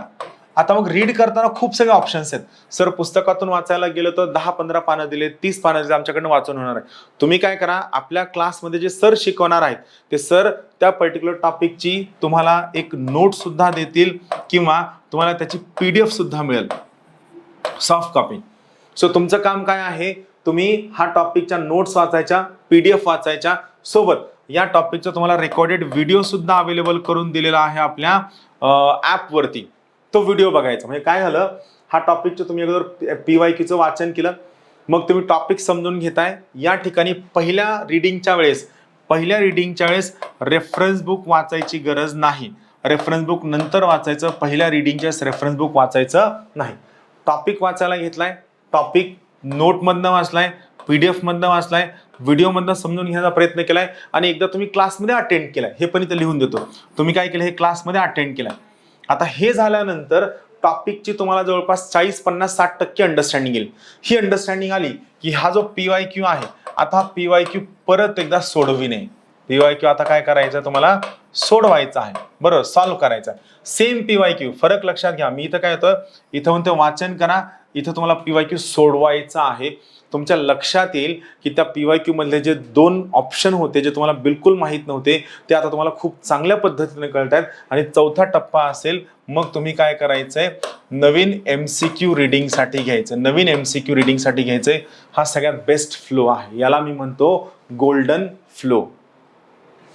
2 नियम लक्षात घ्या जे तुम्ही कधीही विसरता कामा नये. पहिला महत्वाचा नियम, दिवसामध्ये जर 10 तास अभ्यास करत असाल तर या 10 तासापैकी कंपल्सरी तुम्ही 80% वेळ रिडिंगला आणि 20% वेळ MCQच्या प्रॅक्टिसला द्यायला हवा. टार्गेट ठेवू नका, स्वतःला टेन्शन देऊ नका, स्वतःला विनाकारण बॉदरिंग करू नका. समजून घेऊन अभ्यास करा, अंडरस्टँड करून अभ्यास करा. आणि पुढची महत्वाची गोष्ट, गोल्डन फ्लो लक्षात घ्या. टॉपिकचं डिव्हिजन करा, high scoring topic, medium scoring topic, low scoring topic. तुम्हाला क्लासने कंबाईंड पूर्वचं पुस्तक आणि कंबाईंड मुख्यचं पुस्तक तुम्हाला अवेलेबल करून दिलेलं आहे. ही दोन्ही पुस्तकं तुम्ही गो थ्रू करा. या दोन्ही पुस्तकांमध्ये मार्कांचं डिव्हिजन दिलेलं आहे, मार्कांचं अनालिसिस दिलेलं आहे, ते चांगलं समजून घ्या. त्याच्या आधारावर मार्कांचं डिव्हिजन करा आणि मग प्रत्येक टॉपिक वाचण्याच्या अगोदर PYQचं वाचन करा. हे वाचन झाल्यानंतर हा टॉपिक समजून घ्या, परत टॉपिक सोडविण्यासाठी घ्या आणि नवीन MCQ सोडविण्यासाठी घ्या. हे सगळ्यात महत्त्वाचं आहे, राहील लक्षात. याला म्हणायचं गोल्डन फ्लो. पहिला आहे गोल्डन रूल, दुसरा आहे गोल्डन फ्लो. 2 गोष्टी तुम्हाला कळल्या असतील, करेक्ट आहे. आता आपण जो तुमचा मेन प्रश्न असतो की सर हे सगळं आम्हाला मान्य आहे, आम्हाला हे कळत नाहीये की आम्ही अभ्यासाची सुरुवात कुठून करायची. हा सगळ्यात मेन प्रश्न आहे की सर अभ्यासाची सुरुवात नेमकी करायची कुठनं. आम्ही नवीन आहोत, आम्ही अभ्यासाची नेमकी सुरुवात करायची कुठनं. चला आपण तो मुद्दा सुद्धा निकाली काढूया की अभ्यासाची सुरुवात नेमकी कुठून करायची.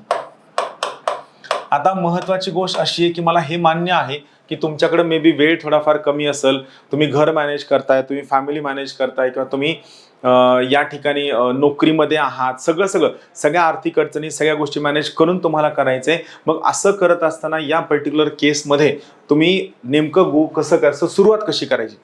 माझं म्हणणं एक लक्षात घ्या, तुम्ही नवीन आहात, 12वी नंतर तुम्हाला अभ्यासाची सवय नाहीये. ऑलमोस्ट सगळीच्या सगळी डिग्री तुम्ही 1 नाईट फाईटमध्ये काढली आहे, धावत पळत काढली आहे.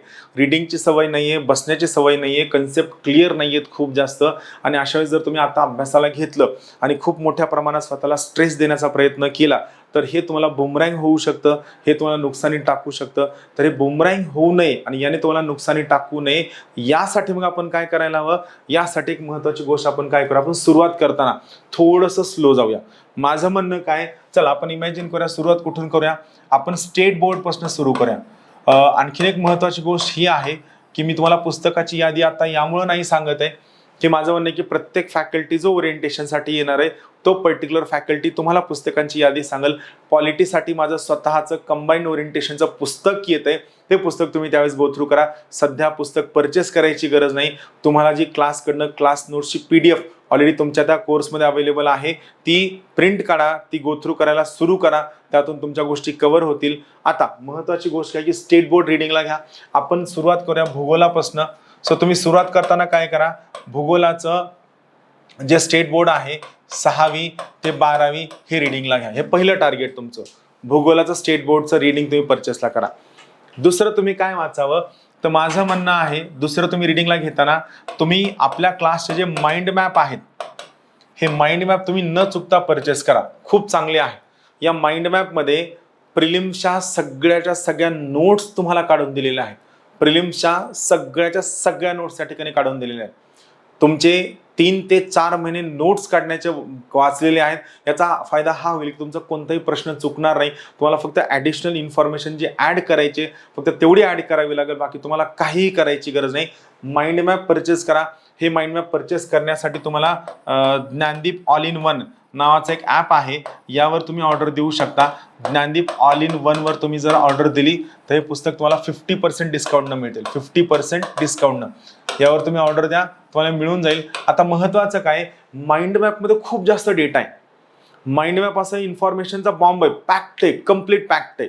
मग तुम्ही काय करायला हवं, तर लक्षात घ्या, माइंड मॅप रीडिंग करताना काय करा, थोडंसं स्लो जाऊया, नजाकतीनं जाऊया, समजून घेऊन जाऊया.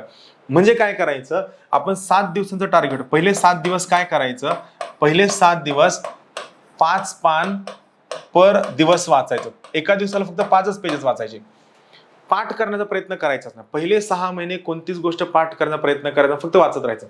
नंतरचे 7 दिवस तुम्ही काय करायचं, एका दिवसाला 10 पान पर दिवस रिडिंगला घ्या. Per day 10 pages. आणि कोणता माइंड मॅप वाचायचा, जो विषय तुम्हाला सोपा वाटतो. सुरुवातीला स्वतःला खूप जास्त त्रास दिला, तुमच्या ब्रेनला डिमॉरलाइज वाटलं, डिसइन्सेंटिव्हायझिंग वाटलं, तुमचा ब्रेन तुमच्या अभ्यासामध्ये मदत करणार नाही. सो लक्षात घ्या, पहिल्या दिवसापासून सोपं वाचण्याचा प्रयत्न करा, अवघड वाचू नका. सो महत्वाचं काय की माइंड मॅप तुम्ही वाचण्यासाठी घ्या. स्टेट बोर्डचं कोणतं एक पुस्तक वाचायला घ्या, दुसरं माइंड मॅप वाचायला घ्या. आता तिसरी महत्वाची गोष्ट आहे, कसं असतं, पहिला महिना आपला अभ्यास खूप चांगला होत नाही. पहिल्या महिन्यात आपल्याला थोडंसं टेन्शन येतं. तुम्हाला जो कोर्स लाईव्ह अवेलेबल आहे, याच कोर्समध्ये तुम्हाला काही रेकॉर्डेड लेक्चर्स ऑलरेडी अवेलेबल आहेत. रेकॉर्डेड लेक्चर्स ऑलरेडी अवेलेबल आहेत. त्या रेकॉर्डेड कोर्समध्ये इथं आपण काय पाहितलं, पहिला भाग झाला, दुसरा भाग झाला, आपण तिसरा भाग बघूया. तिसरा भाग काय आहे, तर तुमच्या ॲपवरती 3 महत्वाचे कोर्सेस आहेत जे तुम्हाला पाहायला सुरू करायचं. सगळ्यात पहिला महत्वाचा कोर्स आहे, त्या ठिकाणी स्टेट बोर्डचे लेक्चर्स दिलेले आहेत. स्टेट बोर्डचे लेक्चर्स तुम्ही काय करा, हे स्टेट बोर्डचे व्हिडिओज बघायला सुरू करा. स्टेट बोर्डचे व्हिडिओज. पण जर तुम्हाला स्टेट बोर्ड थोडं स्वतः वाचून नंतर व्हिडिओ पाहायचे असेल तर नंतर पहा. पहिली प्रायोरिटी कशाला द्या, माझं म्हणणं आहे इकॉनॉमिक्सचा, अर्थशास्त्राचा माझा एक त्या ठिकाणी रेकॉर्डेड कोर्स आहे, इकॉनॉमिक्स बाय महेश शिंदे. हा कोर्स तुम्ही प्रत्येकाने टार्गेट ठेवा, पुढच्या 30 दिवसात ऍटलिस्ट एकदा बघून व्हायला हवा.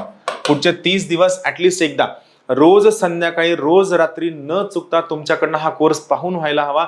हे खूप जास्त महत्वाचं आहे. तुम्हाला सर्वांना सांगतो, जर इथं मी इकॉनॉमिक्सचे जवळपास 1000 पेक्षा जास्त कन्सेप्ट कव्हर केलेले आहे.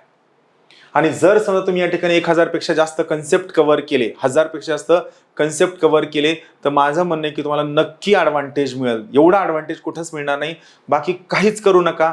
पहिलं काम काय करा, तुम्ही या पर्टिक्युलर ठिकाणी इकॉनॉमिक्सचा माझा जो कोर्स या ठिकाणी दिलाय, हा कोर्स पाहायला सुरू करा. इकॉनॉमिक्समध्ये एकदा तुम्हाला हँड मिळाला, तुम्हाला फायदा होईल. इथं फक्त काय करायचंय, फक्त व्हिडिओ पाहायचा आहे, आकडेवारी लक्षात ठेवायची नाहीये या व्हिडिओ मधली बिलकुल. आणि याच्या नोट्स सुद्धा काढायच्या नाहीयेत. नोट्स तुम्हाला क्लासकडनं मिळतील, याच्या नोट्स बिलकुल काढायच्या नाहीयेत. फक्त व्हिडिओ पाहायचा. आणि सगळ्यात महत्वाची गोष्ट, इथं तुमच्या कन्सेप्ट जे आहेत, हे कन्सेप्ट क्लिअर करण्याकडे तुमचा सगळ्यात जास्त फोकस असायला हवा. कन्सेप्च्युअल क्लॅरिटी तुमची या ठिकाणी क्लिअर व्हायला हवी. आणि हा पर्टिक्युलर कन्सेप्ट तुम्ही काय करा, स्वतःच्या लँग्वेजमध्ये समजून घेण्याचा प्रयत्न करा, स्वतःच्या भाषेत. सो पहिला काय आहे, माझं म्हणणं आहे सगळ्यात पहिली प्रायोरिटी, तुम्हाला कोणतंही पुस्तक वाचताना इंटरेस्ट येत नसेल, कंटाळा येत असेल, तुमच्याकडनं वाचून होत नसेल, तर पहिली प्रायोरिटी माझं म्हणणं आहे की तुम्ही इकॉनॉमिक्सचा हा जो पर्टिक्युलर कोर्स आहे हा कोर्स करण्याकडे फोकस घ्या. स्टेट बोर्ड नंतर ठेवलं तरी चालतं. त्यानंतर पुढचं महत्वाचं आहे त्यानंतर पुढचं महत्वाचं आहे आणखीन एक पुढचा जो कोर्स आहे तो पुढचा कोर्स आहे तो आहे या ॲपवरती आपला पॉलिटीचा कोर्स आहे. हा पॉलिटीचा कोर्स तुम्ही या ठिकाणी गो थ्रू करायला हवा. पॉलिटीचा कोर्स, आता पॉलिटी इकॉनॉमीचे कोर्स झाले की ऑटोमॅटिकली तुमचा जवळपास 30 ते 35% कन्सेप्च्युअल क्लॅरिटी क्लिअर झालेली असते, जी सगळ्या परीक्षांना कामी येते. आता एक महत्वाची गोष्ट मला तुम्हाला इथे सांगायची काय आहे, आपण डिजिटल वर्ल्डमध्ये राहतो आणि मग इथं गंमत काय आहे की आपण ही तयारी करत असताना आपल्याला अडचण ही असते की सर मी प्रवास करतो, जॉब करतो, व्हिडिओ पाहू शकतो, पण मला प्रश्न सोडवायचे, मी प्रश्न कुठं सोडवू. बरोबर, तर इथं तुम्ही काय करा, पाचवी महत्वाची गोष्ट, तुम्ही रोज प्रश्न सोडवत असताना मी तुम्हाला जे सांगितलं, ज्ञानदीप ऑल इन वन नावाचा ॲप डाउनलोड करा. पुस्तक घेण्यासाठी नाही, ज्ञानदीप ऑल इन वन नावाचा ॲप डाउनलोड करा. आता ज्ञानदीप ऑल इन वन ॲपवरती खूप सगळे कोर्सेस आहेत आणि या कोर्सेसची किंमत, एखादा कोर्स 49 रुपयाला, एखादा कोर्स 99 रुपयाला, एखादा 121ला, एखादा 199ला, म्हणजे 200 रुपयाच्या आत सगळे कोर्सेस आहेत. तुम्ही काय करा, ज्ञानदीप ऑल इन वन वरती जावा. या ठिकाणी 23,000 प्लस नावाचा एक प्रश्नसंच आहे. हा 23,000 प्लस प्रश्नसंच काय आहे, तुम्हाला सॉल्व्ह करण्यासाठी उपलब्ध, म्हणजे तुम्ही डायरेक्टली त्या ॲपवर सोडवू शकता. तुम्हाला माहिती आहे तुमच्या ग्रुप सीच्या जवळपास सगळ्याच्या सगळ्या परीक्षा ऑनलाईन होतात, तुम्हाला कम्प्युटरवरती सोडवावे लागतात. सो या ठिकाणी तुम्ही हे सगळेच्या सगळे कोर्सेस, सगळेच्या सगळे क्वेश्चन्स या ठिकाणी ऑनलाईन पद्धतीने सोडवू शकता. हे तुम्हाला पक्क लक्षात ठेवायचं आहे. ज्ञानदीप ऑल इन वनवर जाऊ शकता. हे करत असताना जर समजा तुम्हाला सरळ सेवा भरतीचे प्रश्न सुद्धा सोडवायचे आहेत तर आपल्या सेम ज्ञानदीप अकॅडमीचं एक ॲप आहे, त्याचं नाव आहे PYQs प्रॅक्टिस. काय नाव आहे, PYQs प्रॅक्टिस. मी तुम्हाला सुचवल PYQs प्रॅक्टिस नावाचा एक ॲप डाउनलोड करा. यावर सुद्धा 50-60 रुपयात सरळ सेवा भरतीच्या सगळ्याच्या सगळ्या प्रश्नपत्रिका उपलब्ध आहेत. स्टाफ सिलेक्शन कमिशन असेल, रेल्वे भरती असेल, RRB असेल, बँकिंग असेल, या सगळ्यांच्या प्रश्नपत्रिका या PYQs प्रॅक्टिस नावाच्या ॲपवरती जे प्ले स्टोअरला अवेलेबल आहे त्या ठिकाणी जाऊन तुम्ही हे ॲप डाउनलोड करू शकता. याचा तुम्हाला मेजर ॲडव्हान्टेज मिळेल, लक्षात घ्या. मी ऑनलाईनच्या विद्यार्थ्यांना सांगतो, तुमच्या सिंगल मोबाईलमध्ये जवळपास 80 ते 90% सगळा डेटा या पद्धतीने स्टोअर करून दिलाय. तुम्हाला वेगळं काहीच करायची गरज नाहीये. सो आपण काय काय पाहितलंय, रीडिंग का सुरुवात कुठून करायची, एकदा शॉर्टमध्ये आपण रिव्हिजन करूया. सगळ्या गोल्डन फ्लो आणि गोल्डन रूल मी तुम्हाला सांगितलं. सुरुवात कुठून करायची, स्टेट बोर्डचं कोणतं तरी एखादं पुस्तक, त्यानंतर माइंड मॅप तुम्ही गो थ्रू करायला सुरू करा. त्यानंतर इकॉनॉमिक्सचा माझा एक कोर्स आहे, स्टेट बोर्डचे लेक्चर्स आहेत. त्यानंतर पॉलिटीचं एक लेक्चर आहे. ज्ञानदीप ऑल इन वनवर तुम्ही MCQ सोडवायला घ्या. आणि सगळ्यात महत्त्वाची गोष्ट, यासोबत जर तुम्हाला वाटलं PYQचं प्रॅक्टिस आणि एखादं पुस्तक रेफरन्स मटेरियल वाचायला सुरू करा. जे कोणतं असावं, जे सध्या तुम्हाला क्लासमध्ये टीचिंग सुरू आहे ते एखादं पुस्तक तुम्ही वाचायला सुरू करा. जे तुम्हाला फॅकल्टी सांगतील ते पुस्तक तुम्ही वाचायला सुरू करा. तरी माझं म्हणणं आहे की सुरुवातीपासून तुम्ही पुस्तक वाचण्याच्या भानगडीत पडू नका. आता एक महत्त्वाचा मुद्दा तुम्हाला सांगायचा, तो महत्त्वाचा मुद्दा आहे की तुम्ही दिवसभराचं नियोजन कसं करावं.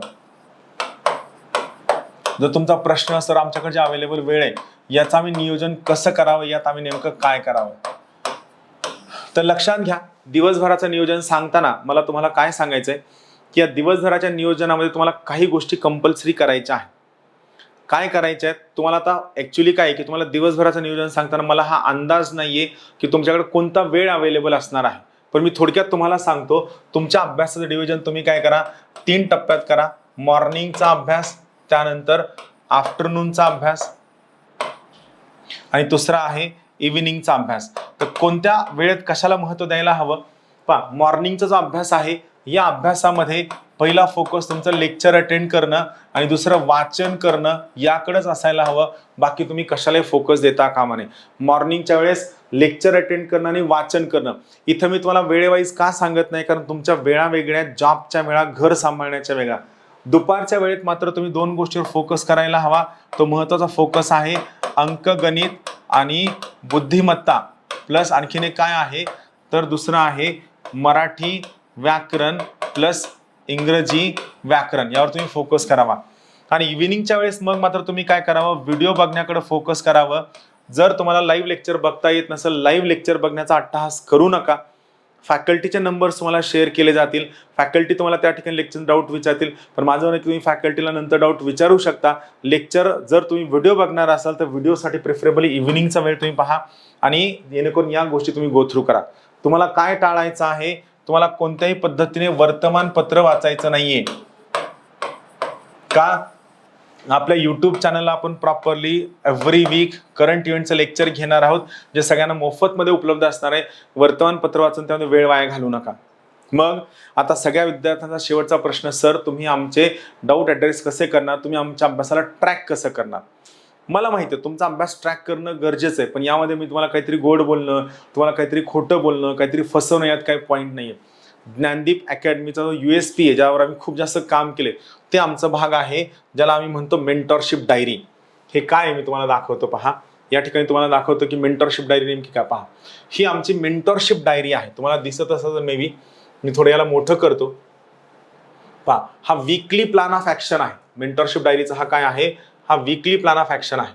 तुम्हाला काय याची हार्ड कॉपी सुद्धा मिळेल पोस्टाने, तोपर्यंत तुम्ही याला प्रिंट काढून घ्या. आता इथं वीकली प्लॅन ऑफ ॲक्शन मध्ये काय आहे पहा.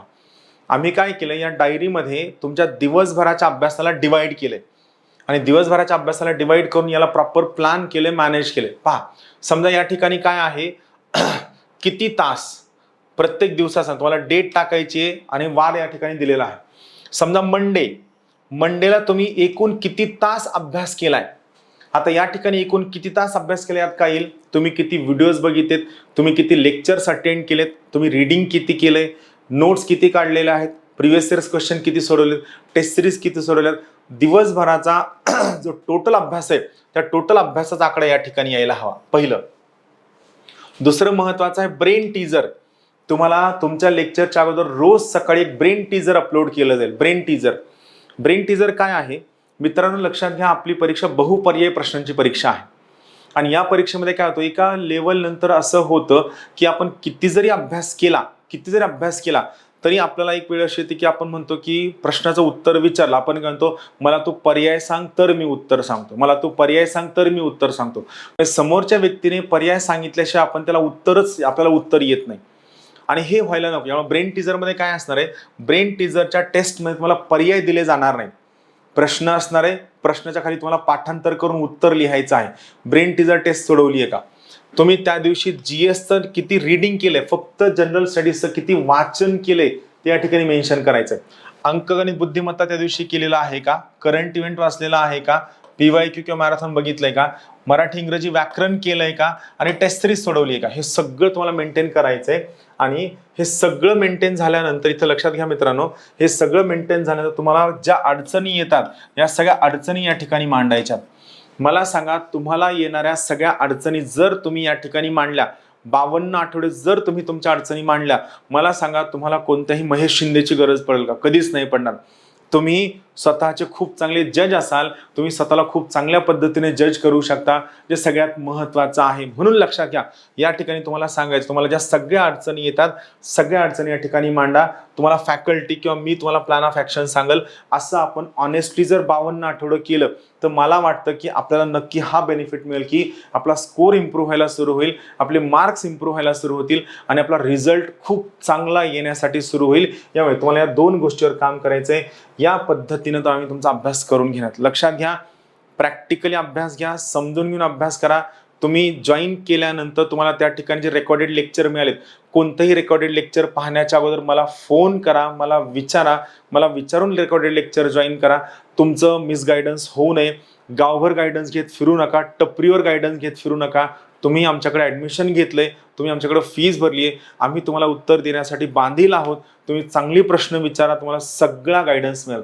सगळ्यात महत्त्वाची गोष्ट, आता या ठिकाणी तुमचा जो मेन डाऊट आहे, तुम्हाला फोन कशावर करायचा, माझा नंबर देतो, या नंबरवर तुम्ही कॉल करू शकता.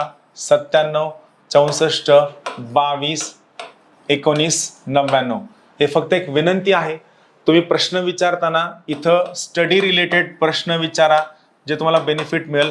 तुम्ही या ठिकाणी जर मला टेक्निकल डाऊट विचारले, सर लेक्चर किती वाजता आहे, लेक्चर कोणतं आहे, तर हे मला सुद्धा माहीत नसतं कारण व्याप मोठा आहे. सो टेक्निकल डाऊट न विचारता या नंबरला 97 64 22 19 99 या नंबरला तुम्ही कॉल करून प्रश्न विचारू शकता. जर माझ्याकडे नंबर सेव्ह नसेल तरी सुद्धा मी फोन उचलतो, पण जर तुमचा नंबर सेव्ह असेल आणि जर मिस्ड कॉल पडला तर मी तुम्हाला कॉलबॅक सुद्धा करतो. म्हणून तुम्ही काय करा, या नंबरला तुम्ही मला आयदर टेक्स्ट मेसेज करा किंवा व्हॉट्सअप मेसेज करा. हे व्हॉट्सअप मेसेज करताना मला सांगा तुमचं नाव काय आहे आणि तुमची कंबाईनची बॅच आहे. कंबाईनची बॅच टाकताना कंबाईन तुमची ऑनलाईन आहे की ऑफलाईन आहे हे तुम्ही या ठिकाणी मला मेन्शन करा, जेणेकरून तुम्हाला कधीही वाटलं तरी तुम्ही मला अभ्यासाचे डाऊट विचारू शकता. आणि महत्त्वाची गोष्ट आहे की तुमचे डाऊट सांगताना मी या ठिकाणी तुमचं पॉईंट सुद्धा ॲड्रेस करेल. सो इथं आपण या पद्धतीने वर्कआउट करूया. माझा नंबर घ्या 97 64 22 19 99. मग क्वेश्चन मोठे करून द्या क्वेश्चन. सो इथं काय 97 64 22 19 99 या नंबरला तुम्ही मला कॉल करू शकता. टेक्स्ट मेसेज पाठवा तुमचं किंवा व्हॉट्सअप पाठवा तुमचं नाव आणि तुमच्या बॅचचं नाव मला पाठवा.